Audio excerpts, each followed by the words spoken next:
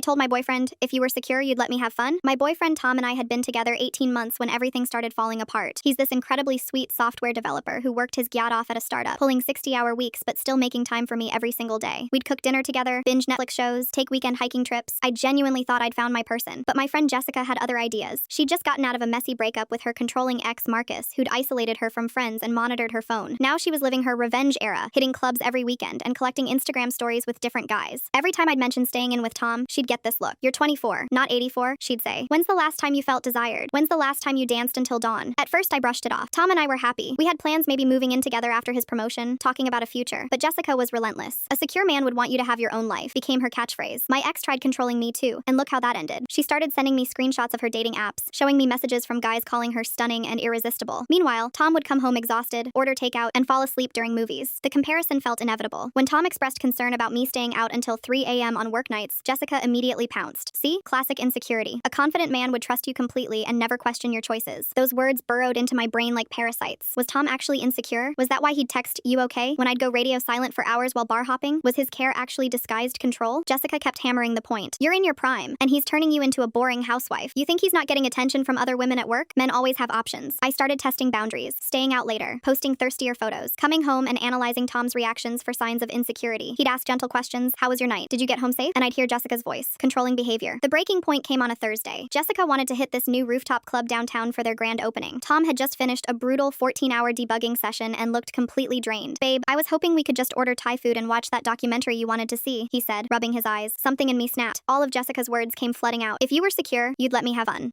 I said, already heading to our bedroom to grab my shortest black dress, the one I'd bought specifically because it made me feel powerful. His face completely fell. For a moment, he looked like I'd physically slapped him. Okay, Sarah, he said quietly, have fun. I felt victorious walking out that door. Finally, I was taking control of my life. At the club, Jessica immediately disappeared with some finance bro she'd been texting. I spent the entire night awkwardly dancing alone, turning down increasingly aggressive guys, and compulsively checking my phone. Tom hadn't texted once, not even his usual, "Hope you're doing fine." The victory felt hollow. The music was too loud. My feet hurt, and I kept thinking about Tom's tired eyes and how he'd probably eaten cereal for dinner. When I stumbled home at 2:30 a.m., ready to apologize and maybe finally have an honest conversation, I found a note on our kitchen counter next to the spare key I'd given him. You're right, Sarah. A truly secure person wouldn't worry about someone who calls genuine care insecurity. I'm staying at my brother's place. We should talk when you figure out what you actually want from this relationship. I love you, but I can't keep being treated like the villain for giving a damn about your well-being. Tom. That's when it hit me like a freight train. Tom wasn't insecure. He was exhausted from being painted as controlling for basic human concern. He wasn't limiting my freedom. He was trying to build a life with someone who'd started treating his love like a cage. I called Jessica immediately, sobbing, but she just said, "Good, now you can really live." I realized then that Jessica didn't want me to be happy. She wanted me to be single and miserable like her.